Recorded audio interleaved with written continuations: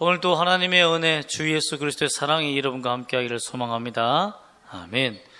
여러분, 화석 알죠? 화석은 어떤 생물체가 고스란히 죽었다라는 그 지문과 같은 것이 화석이죠. 그래서 그 화석 연료, 또 많은 것을 화석 연료를 통해서 우리가 석유도 뽑고 여러 가지를 도움이 되잖아요.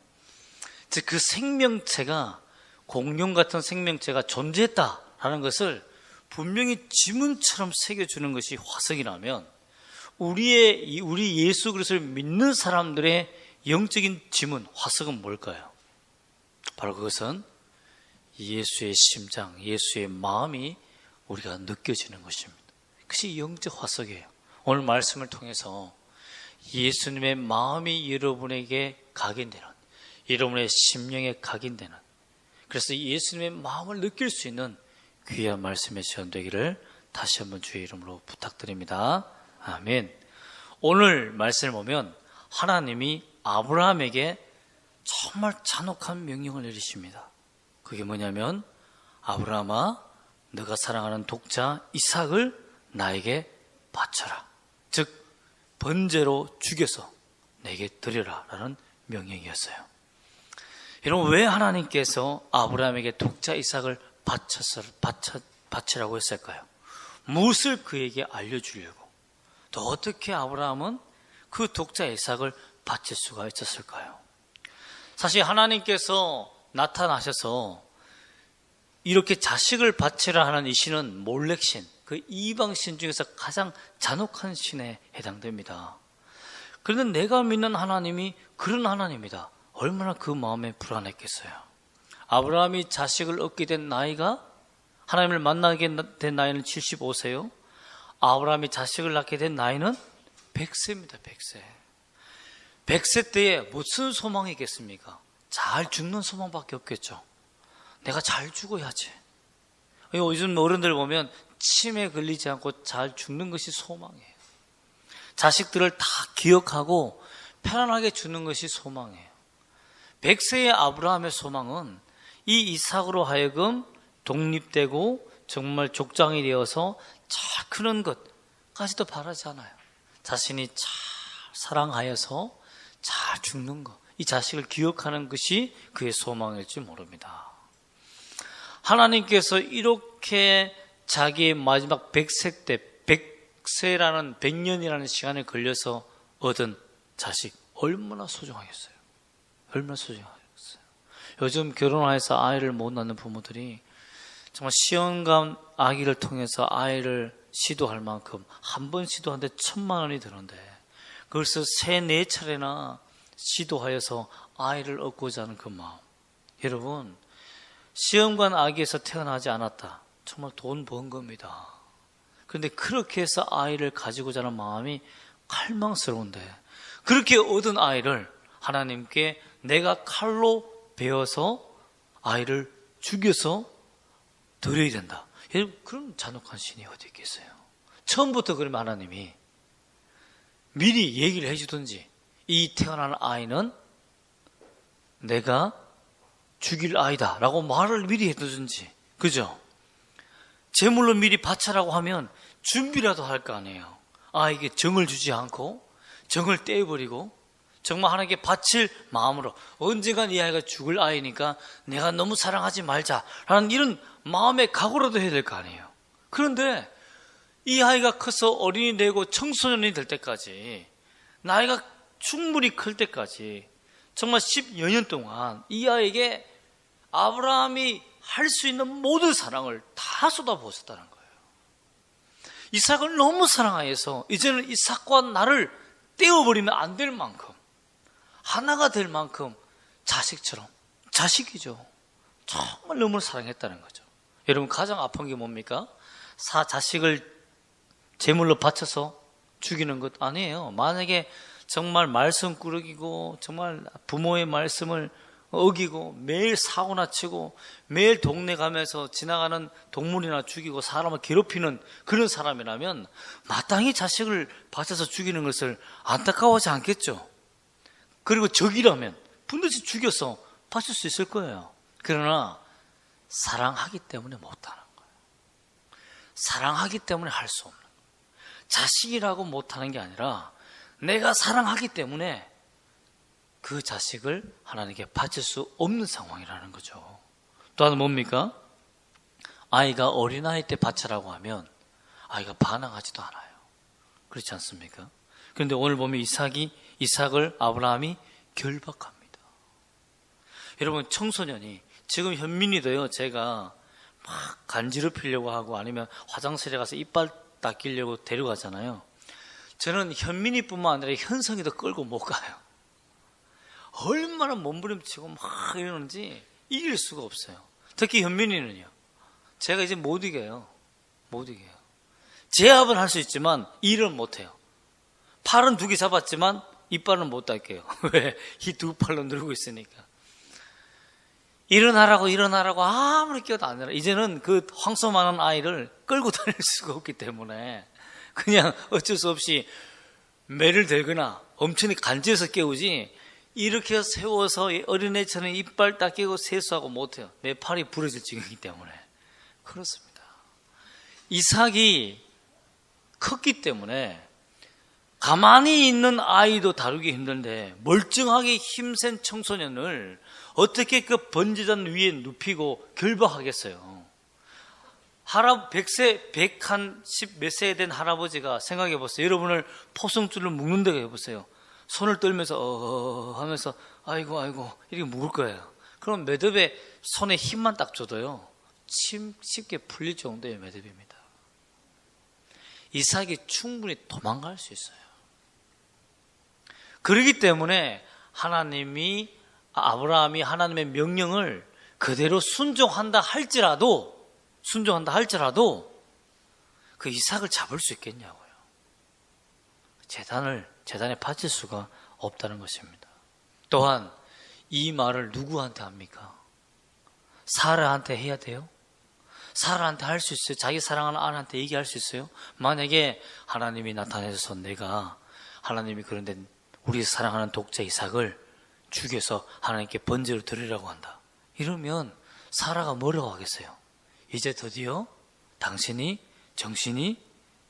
제정신이 아니군요 라고 하며 오히려 아브라함을 묶고 나왔을 거예요. 그렇지 않겠습니까? 이삭을 숨겼겠죠.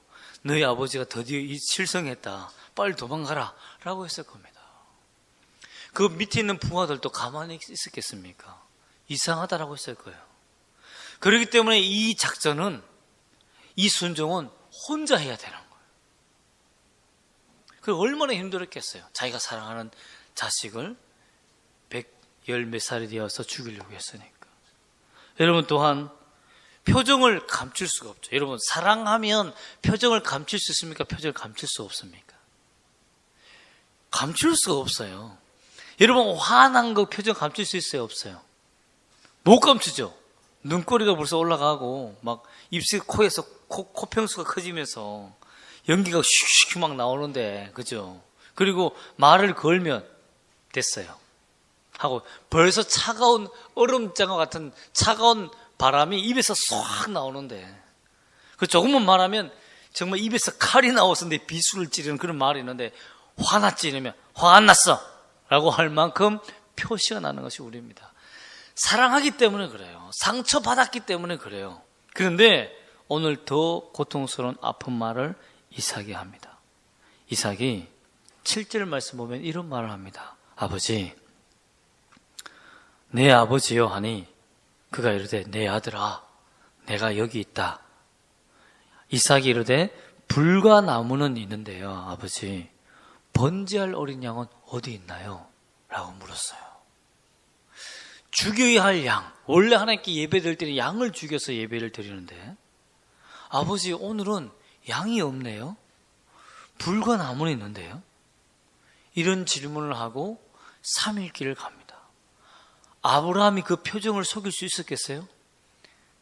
하나님께서 친히 준비해 주실 거야 라고 할 때, 야, 하나님이 친히 준비해 주실 거야 하면 웃으면서 이삭에게 얘기했을까요? 아니죠.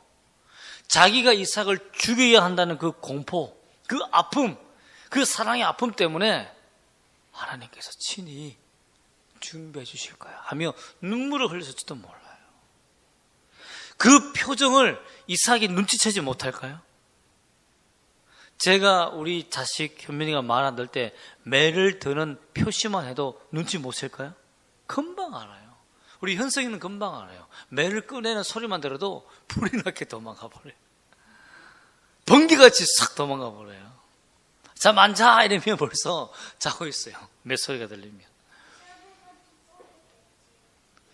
그만큼 눈치 빠른 청소년들인데 부모가 칼을 들고 자식을 죽이는 그 살기를 왜 못 느끼겠습니까? 부모가 평소와 다르다는 것을 왜 느끼지 못할까요? 여러분, 하나님 앞에서 우리가 순종할 때 도무지 순종할 수 없는 명령을 우리가 아브라함처럼 받았다면 우리는 어떻게 했을 것 같아요? 여러분이 만약에 아브라함이라면, 그 당시 아브라함이라면 지금 자식을 데리고 가요. 현성이를 데리고 가요. 기웅이를 데리고 가요. 고은을 데리고 가요. 내가 죽여야 돼요. 그러면 과연 그 부모 된 우리의 심정은 어떻겠냐는 거죠. 얼마나 가슴 아프겠습니까? 어떻게, 왜 하나님은 아브라함에게 이 명령을 했으며 아브라함은 어떻게 순종할 수 있었냐는 것입니다. 여러분, 하나님이 아브라함에게 보여주고 싶었던 것은 구원이 어떻게 이루어진다라는 결론을 얘기하고 싶지 않았어요. 즉, 예수님을 보내어서 아브라함의 자손으로서 예수님이 탄생하여서 인류를 구원하실 메시아를 너를 통해서 보낼게 라는 것을 그냥 사실적인 그냥 팩트만 딱 전달하고 싶지 않았어요. 아기 예수님의 탄생과 그의 자라남과 그에게 부었던 하나님의 사랑, 그리고 십자가에서 그 아들을 죽여야 했던 아버지의 불타는 그 애달픈 마음을 아브라함에게 그대로 전달해 주고 싶었어요. 아브라함아, 내가 죄인인 인간들을 위해서 나의 독자 예수를 세상에 보내어서 그들에게 찢기고 침뱉음 당하고 매 맞으며 십자가에서 갈길가이 찢어 죽는 그런 못 박히는 아들 예수를 내가 보낼 때 아버지 된 하나님이 얼마나 가슴이 아픈지를 너가 알았으면 좋겠다. 이렇게 구원이 준비되어 간다는 것을 알기를 원했다는 거예요. 하나님이 그냥 아브라함에게 바쳐라, 이것은 내가 보내줄 예언이다, 이렇게 하지 않았다는 거죠. 여러분, 또한 하나님께서 아브라함이 이 구원의 완성은 너의 믿음이 필요하다는 것을, 너의 믿음의 순종이 필요하다는 것을 하나님이 요구하신다는 것을 알게 하기 위해서요. 구원은 믿음의 순종으로 이루어진다는 것을 하나님이 깨닫게 하기 위해서요. 그 이유가 뭐냐면, 바쳐라 라고 했지만 그것을 바치지 않으면 어떻게 돼요? 안 이루어지잖아요. 그렇죠? 아브라함을 통해서 하나님께서 구원의 초대, 구원을 이루는 예수님의 십자가가 돌아가시고 그 십자가에 돌아가신 예수님을 통해서 구원받는 그 역사는 아브라함과 같은 믿음의 순종이 반드시 있어야 한다는 것을 하나님이 강조하시기 위해서 아브라함에게 정말 피를 토하는 아픔의 고통을 주셨다라는 것입니다. 또한 믿음으로 순종하면서 아브라함이 나아가는 결단을 가지고 자기 아내 사라에게도 얘기하지 않고 따라다니는 종들에게도 얘기하지 않고 그를 데리고 산 위로 올라갔을 때 아들이 묻는 치명적인 그런 고통의 질문을 뒤로 하고 그 아들을 데리고 모리아 산 정상까지 올라갔을 때에 하나님이 그 순종하는 아브라함을 위해서 이삭을 준비해 주셨습니다. 이삭이 결박할 때 어떻게 되었습니까? 결박할 때 9절 말씀 보세요. 제단을 쌓고 나무 위에 벌려놓고 그의 아들 이삭을 결박한 후에 어떻게 됐습니까? 반항했다고 됐습니까? 제단 나무 위에 놓고. 이 말은 뭡니까? 순순히 제단 위로 올라간 거죠. 제단 위에 올라간 거예요, 이삭이. 느슨한 이 포박을 가지고 정말 이렇게 손을 풀면 다 풀리는 그 포박을 그대로 가지고 그냥 자기가 누운 거예요. 아브라함이 그걸 봤어요. 하나님, 이삭은 아버지와 3일 동안 여행을 하면서, 죽음의 여행을 하면서, 구원이 준비되어지는 그 여행을 하면서 아버지가 그동안 나를 사랑해왔던 그 사랑을 믿었기 때문에, 또한 자신의 아버지 아브라함이 하나님을 얼마나 사랑하고 순종하며 따르는 것을 보았기 때문에 그 하나님의 신실하심을 알았다는 거죠. 그리고 아브라함의 믿음, 아브라함은 어떤 믿음을 가지고 있습니까? 히브리서처럼 죽어도 다시 산다는, 하나님이 살려주신다는 믿음이 있었어요. 이삭도 그의 아버지의 믿음을 닮았다라고 저는 확신합니다. 하나님께서 분명히 우리 아버지에게 절망과 좌절과 이 믿음의 순종의 대가가, 그리고 나를 통해서 민족이 이루어지는, 정말 바다의 모래와 같이 수많은 민족들이 이루어진다는 그 예언을 아버지에게 주셨는데, 아버지의 핏줄로 말미암아 이루어진다고 했는데 그 핏줄이 유일하게 이삭 자신인데, 내가 죽는다 한다 할지라도 그 예언 반드시 이루어진다 라는 것을 믿었다는 거예요. 그렇기 때문에 누울 수 있었다는 거예요. 하나님은 아브라함에게 그 모습을 보여주셨어요. 순종하는 모습을. 그 모습이 누굽니까?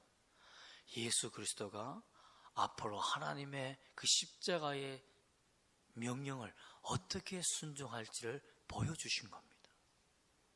예수님이 십자가에서 반항했습니까?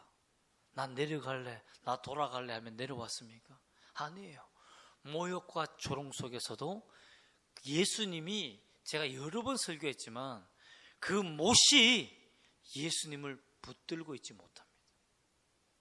그렇지 않습니까? 마지막에 만약에 신의 능력을 발휘한다면 여러분, 나무가 부서지고 못이 뽑혀버릴 거예요.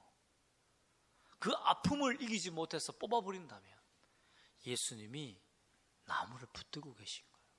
그 못과 나무를 붙들고 빠지지 않도록 견디신 겁니다.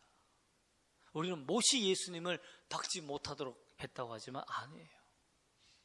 충분히 뽑을 수 있는 힘과 능력과 권세가 있지만, 내려올 수 있는 권세가 있지만 예수님이 붙들고 내려오지 않은 순종을 보였다는 겁니다.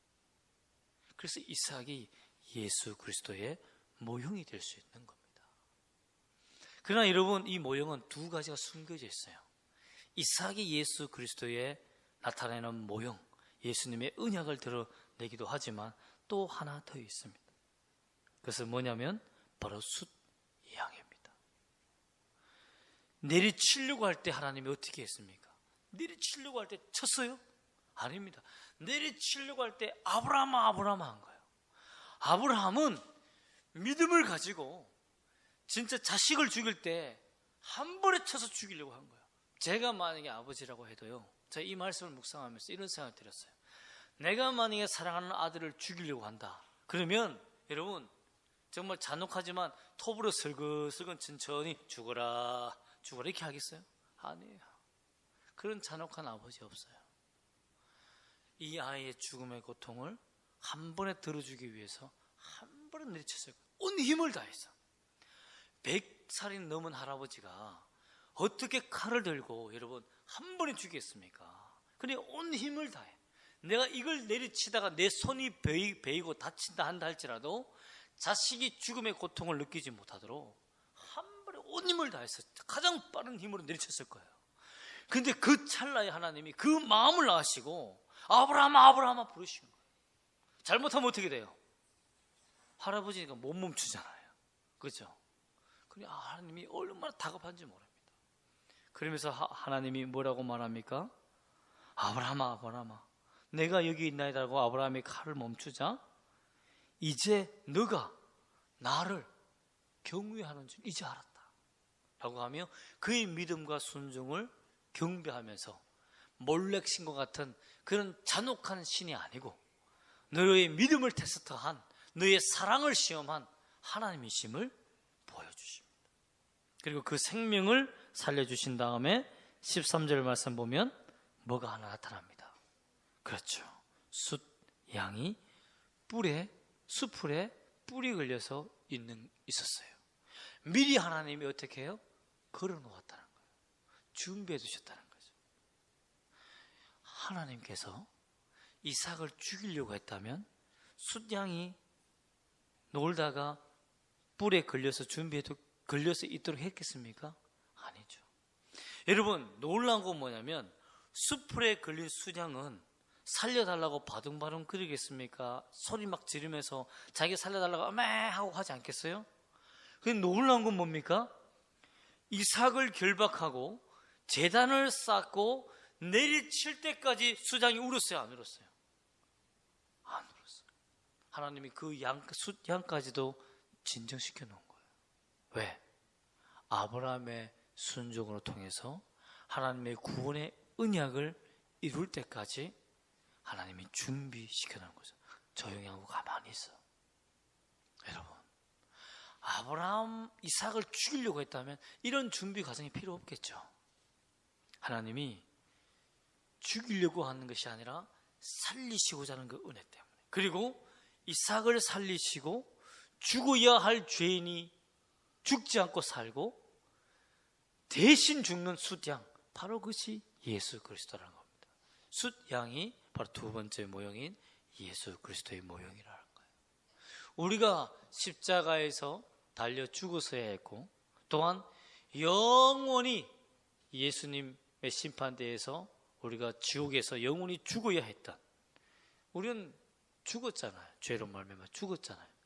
영원한 죽음을 아직 기다리고 있잖아요. 그 지옥행이죠. 그 지옥행에 가는 영원한 죽음을 우리가 맞이하지 않게 하기 위해서 예수님이 우리 대신에 십자가에서 죽으셨다는 겁니다. 그것을 보여주기 위해서 하나님이 숫양을 준비해 주신 거예요. 그래서 이삭과 숫양은 예수님을 드러내고 있다는 것입니다. 여러분, 그러나 하나님의 마음을 보십시오. 참 하나님께서 아브라함에게 주고자 하는 그 마음 무엇이었겠습니까? 아브라함아, 너 이삭 죽이려고 하니까 마음이 아팠지. 그래, 나도 이 세상의 죄인들을 위해서 내 사랑하는 독자 예수를 죽음으로 내주려니 내 가슴이 아프다. 그러나 내가 눈물을 머금고 내 자식을 너희들에게 내어준다. 그 조상이 바로 너가 될 것이다. 아브라함 너가 될 거야. 아브라함의 후손이 바로 예수 그리스도가 될 것이다. 너를 통해서 이런 역사가 나타날 거야. 라는 구원의 완성, 구원의 과정 속에 감정까지 넣어서, 하나님의 심정까지 넣어서 그대로 전달해주고 싶었던 분이 하나님이시요, 그것을 그대로 느껴서 입체적으로 경험한 것이 바로 이 아브라함의 제단이었다는 것입니다. 여러분, 순종의 결과로 어떻게 됐습니까? 이삭이 죽었습니까? 아니에요. 하나님께 순종하고 믿음으로 순종하는 사람들은 하나님이 죽이지 않습니다. 그들을 파멸로 인도하지 않아요. 하나님께 내가 드리고 싶은 거 드려보세요. 예물 아니면 내 시간 드려보세요. 그러면 하나님이 망하지 않게 하십니다. 망할 것 같지만 망하지 않아요. 왜? 하나님께 내 마음 드렸거든요. 내 사랑 드렸기 때문에 그 사랑이 얼마나 값어치인지 알아요. 자기 자신이, 하나님 자신이 사랑하는 독자를 우리를 위해서 내어준 그 아픔을 느꼈기 때문에, 절망을 느꼈기 때문에, 고통을 당했던 하나님이기 때문에 하나님을 위해서 절망을 당하며 희생하는 그 사람들의 마음을 왜 이해하지 못할까요? 다 이해하시죠. 하나님, 이것 바치면 없습니다. 이것 드리면 없어요. 이것 주님께 드리면 저 힘들어요. 오늘 더 자고 싶은데 잠을 주님께 드렸어요. 시간을 드렸어요. 여러분, 그 사람과 하나님은 함께 하십니다. 여러분이 오늘 일찍 일어나서 교회에 나온 것, 어린이들, 어른들 모두 하나님께서 다 복으로 함께 하실 줄 믿습니다. 그것이 진정한 예물입니다. 여러분, 결과적으로 하나님의 사랑을 아브라함은 깨닫는 은혜를 받게 됩니다. 이게 복인 것 같아요. 제가 목회하면서 가장 큰 복은 하나님께서 살아계신다는 것이 점점 느껴지는 거예요. 그리고 주님이 얼마나 나를 사랑하는지 느껴지는 거죠. 은혜로 시작하고 은혜로 마친다는 것을 깨달아가는 거죠. 그럼 이것이 바로 하나님을 알아가는 것이 바로 복이다라는 것입니다. 하나님을 경배할 수 있는 마음. 결국 17절 말씀 보면 하나님의 복이 이루어집니다. 너가 너의 독자도 아끼지 아니하였은즉 내가 내게 큰 복을 준다. 그냥 복이 아니라 어마어마한 위대한 복을 줄 것이다. 내 씨가 크게 번성하고 하늘의 별과 같고 바닷가에 모래 같게 하리니 1차로 이 대적의 성문을 차지하리라. 이 1차로 내 씨가 대적의 성문을 차지하는 것이 언제다? 솔로몬 시대입니다. 2차로 언제입니까? 예수님 시대. 예수님을 통해서 인류가 구원받는 대적의 성문을 이루는 놀라운 복을 아브라함이 이루게 됐다는 거죠. 솔로몬 시대 때 하나님께서 바다에 모래와 같이 그 백성의 수를 많게 하시사 이렇게 예언하셨거든, 말씀하셨거든요. 결국 솔로몬 왕국 때 하나님의 예언이 이루어지고 그것이 예수 그리스도가 탄생하심을 말미암아 오늘 마지막 예수님이 재림하셔서 진정한 왕이 될 때 수많은 백성들이 주님께 경배하는 역사가 이루어진다는 것입니다. 여러분, 이 믿음의 순종은 바로 도장과 같습니다. 아까 우리 화석 얘기도 했지만 우리가 계약을 할 때, 어떤 것을 살 때, 구입하거나 아니면 또 집을 구입하거나 할 때 뭘 하죠? 계약서를 써요. 그리고 자신의 생명과 같은 도장을 찍습니다. 이 도장이 찍히면 이제는 어길 수가 없어요. 지켜야 돼요. 그만큼 순종이라 하는 것은 내가 하나님을 마음으로 믿은 것을 이제 하나님 말씀대로 내가 살겠다라는 행동을 드러내는 것이라는 거죠. 그것이 바로 영적 도장이라는 겁니다. 그 생각으로 도장을 찍을까? 하나님 말씀의 계약서는 이렇게 되어 있네. 내가 행해야지. 행할게요. 이것은 이거와 똑같아요. 아, 그 집 참 좋네요. 내가 그 집 들어갈게요. 하고 말만 하는 게 똑같다는 거예요. 그럼 안 들어가도 되거든요. 그런 사람들은 구원받은 게 아니에요. 누가 구원받았다?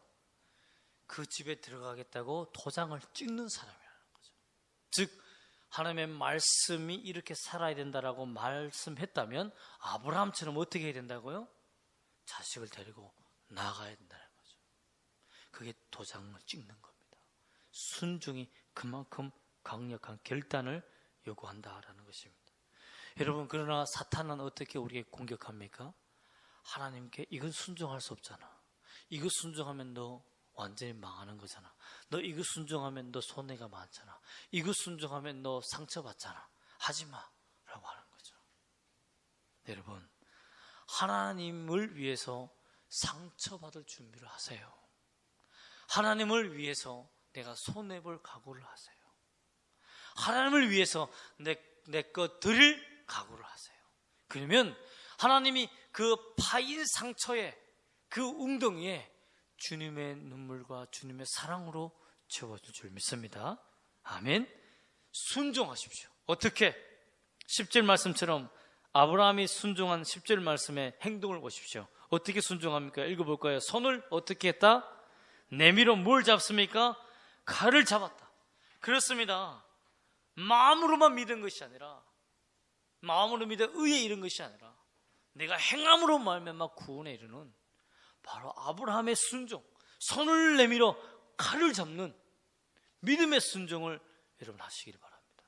원수를 사랑하라 이러면 언젠가 사랑해야지, 그것이 아니라 바로 당장 내가 손을 내밀어 원수의 마음을 잡는, 원수의 손을 잡는 그런 화해를 이루어내는 순종이 필요하다는 것입니다.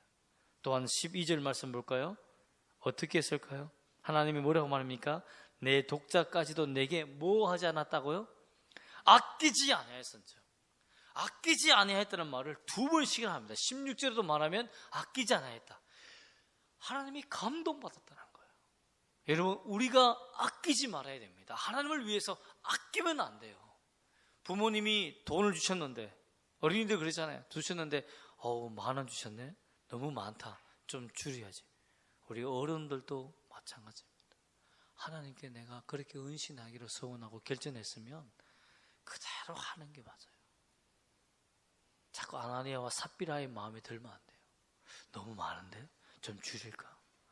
여러분, 그것이 사탄의 진노받을 사탄의 마음입니다. 아끼지 아니하였은지 내 독자까지라도. 여러분, 여기에 강조점이 있잖아요. 내 독자까지라도. 너의 모든 것을 내게 주었느냐? 나도 너에게 모든 걸 줄게. 여러분, 우리가 하나님 앞에 드리는, 아낌없이 드리는 여러분들이 소망합니다. 그러면 올 한 해 뭘 드려야 될까요? 2017년 시작하는 우리 둘째 주에 하나님 앞에 시간을 드리십시오. 어떤 시간? 여러분의 아끼는 잠의 시간을 포기해서 성경을 읽으세요. 여러분이 조금 10분만 일찍 일어나서 성경을 읽고 10분만 일찍 일어나서 기도해 보세요. 여러분, 그러면 시간이 되잖아요. 그죠? 성경을 한 장이라도 읽으려고 10분이면 여러분 성경 석 장 읽어요. 석 장 읽었습니다. 여러분들이 10분만 내가 잠을 줄이겠다는 이 헌신, 이 희생, 하나님께서 야, 너가 잠이 부족하냐? 그래, 내가 너에게 잠을 보충할 수 있는 다른 시간 줄게. 더 일을 더 빨리 끝나게 해줄게. 너가 1시간 걸렸던 거 내가 40분 만에 끝내줄게. 여러분, 이런 은혜가 있으면 얼마나 좋아요. 공부 예전에 수학 문제 푸는데 내 머리가 잘 안 돌아가서 1시간 걸렸는데 내가 하나님께 은신하고 나니까 하나님이 지혜의 문을 열어주셔서 30분 만에 끝나버린 거예요. 그럼 30분 남잖아요. 더 놀 수도 있고 더 쉴 수도 있고. 여러분, 그런 분이 하나님이세요. 그런 분이 하나님이세요. 그런 하나님을 만나는 여러분 되시기를 소망합니다. 노력하시고 승리하는 여러분 되시기를 주님으로 축복합니다. 아멘. 기도하겠습니다.